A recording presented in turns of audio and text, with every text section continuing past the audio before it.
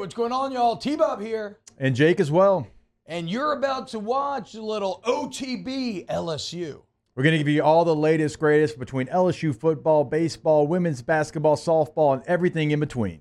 Bottom line, if you want to talk Tigers, keep it locked, subscribe, like it, and we hope you enjoy the recruiting news. A bit of bad, a bit of potential good. Kai Bates, a top 100 cornerback, a four-star quarterback. He was in the class of 2024, so right around the corner here. He was the 9th-ranked quarterback in the nation, 98th player in the nation. And, you know, if you care about these things, Jake, the 98 maybe matters a little bit because LSU does have a distinct lack of top 100 players in this class. Kai Bates, cornerback, position need, has decommitted from LSU. This after committing in July, and it follows a visit to Florida State, an unofficial visit to Florida State last week. And if you look at the 2024 class right now, some places I've seen them at 14. I believe in the On3 rankings, LSU's at 12. It's with 25 commits, which is kind of a bit worrying, right? Because normally when you get up to 25, you're a bit higher just because you have like volume, right? And in the past, we've used a lot of critiques about, oh, well, this team is ahead of you, but look, they have like just more players committed. Let's see where you get. So you have a high volume. It's not of the highest quality according to the recruiting Remember, services. though, you can get up. You can sign. You just got to get up to 85. They go keep signing. I mean, you can sign 35. Yes, they're going to keep signing. To be clear. Yeah. That's but a I great do point. agree with you. Like the That's 25 in our brain, we're so used to it being like, man, you got a full class. Yeah. Well, and it's like you look at some of the teams in front of you, they're in front of you, and they got like 20. Yeah. Or like 21, right? Here's the deal on recruiting, though. I don't panic until the end. There's a lot of recruiting left to happen here. We'll see how it all shakes out. Maybe make some last-minute pushes in the spring for some big guys. You still have 5 DBs in the class in terms of throwing a lot of guys against the wall at a position of need. But for the people that really live and die on this stuff, Jake, I think they're probably pretty upset with where LSU sits here currently, especially because, like, look, LSU should be a top 10 class, and we'll see if they land there. That's my base metric. I don't care about individual recruits. I do think on aggregate it matters, right? Like across like a team ranking as a whole. And I believe you're in top 10, you're just fine. Could you strive to be better? Like Coach O always wanted to be in the top 5, was always going to be in the top 5. Under Brian Kelly, maybe that's not going to be the case. Top 10, though, is still like fine. You're still going to be relevant and doing exactly what you need to do. Unfortunately, LSU just right outside that bar right now. Right now, also, like in the top 10 players in Louisiana, you've got 3 that are not committed to LSU. You've got Dominic McKinley, who's the number 1 player in the state, 5-star edge rusher from Acadiana, is committed to Texas A&M. Yeah. You know, so that could get interesting depending on if he reopens his recruitment. I know recruiting's kind of changed, and NIL has a lot to do with it, and maybe the head coach doesn't have as much to do with it as it used to, but he could be someone who opens up his recruitment again. You've also got Relaford from Shreveport, another defensive lineman.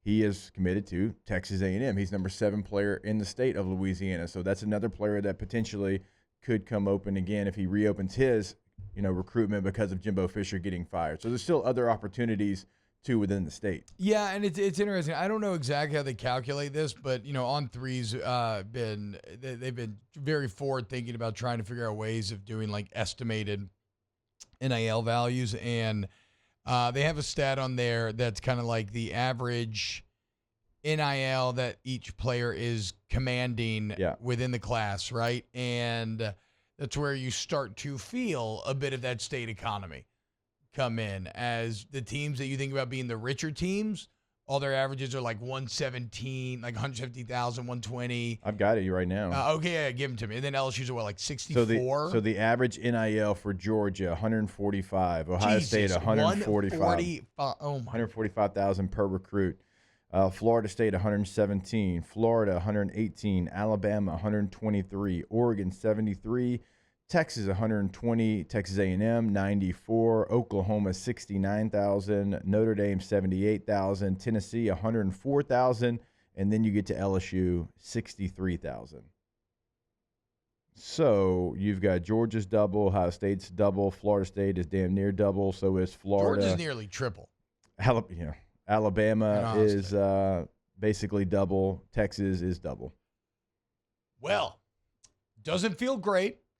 And I'd be lying if it didn't say like that feels as if some of your fears about the Louisiana State economy and the NIL era coming into play. But, time will tell if Brian Kelly can overcome that. But those are pretty distinct gaps. So are those teams ranked ahead just in that NIL valuation, or those teams ranked ahead in recruiting as well? Yeah, that's the ones all in front of LSU. Those are all the ones in front of LSU in recruiting, you're saying, though. Yeah. Like those are the recruiting rankings. Yes. And that's all I'm pointing out. Yes. So Yeah. that's in order. So you can directly see the money correlating to the class. And that's not even so. South Carolina 81, USC's got more 67. South Carolina's at 81. I just read an article the other day about how South Carolina is like one of the most struggling fan bases in the country when it comes to Clemson 90, Auburn 76, Michigan 67, Penn State 68. You beat Miami, they're 57. Ole Miss is definitely the lowest in the top 25, and they come in at 38. Only, top 20. That's interesting. What would Louisiana and Mississippi have in common? Being ranked dead last in everything and a lack of economic opportunity. Wow, interesting how that works. Well, I don't know. Look, football has a way of galvanizing us as a state, so maybe this is where we find some economic breakthrough just to be able to fund LSU football in the NIL era going forward. But hey, you know what though? If you're Brian Kelly, nobody's going to let you use that as an excuse. You still better recruit. You still better find ways to win championships, because everybody will still fall back on the fact the last 3 coaches have won national championships. But that's a little disconcerting. It's a little disconcerting. And not signals, just disconcerting that we see it in front of us. I don't know. I would say that is disconcerting signals. Yeah. That is indeed. Those are indeed disconcerting signals. Yes, Taylor. I was going to say, it's not all bad, because Harlem Berry looking like he's going to commit. Okay. He set his commitment date December 18th, and that comes on the heels of his visit to LSU this weekend against Florida. So, look, he's the nation's #1 running back. I get it. He's in 2025. Yeah, he's 2025. I get a lot of things could change from there, but so far this kid's been all LSU. I mean, he's right here in the state of Louisiana. He plays at St. Martin's.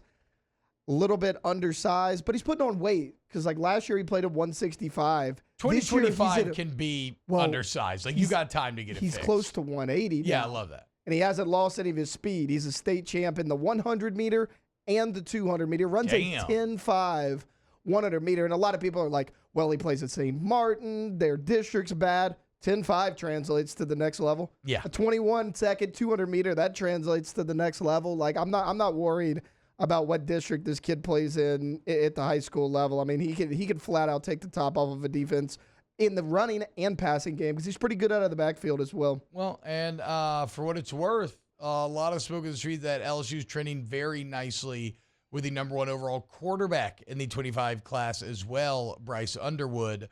So only time will tell on those guys. That is a long way out, but it would be a bit of a morale win if you were to get somehow the commitment from the #1 running back and #1 quarterback in the country in the same class. We'll have to wait and see. Wow, Jake, what incredible takes. I mean, those guys, they're just the best. I think so. And if you think so, again, hit the like button, subscribe, ring the bell so you get notifications when we post every single day here on OTB LSU.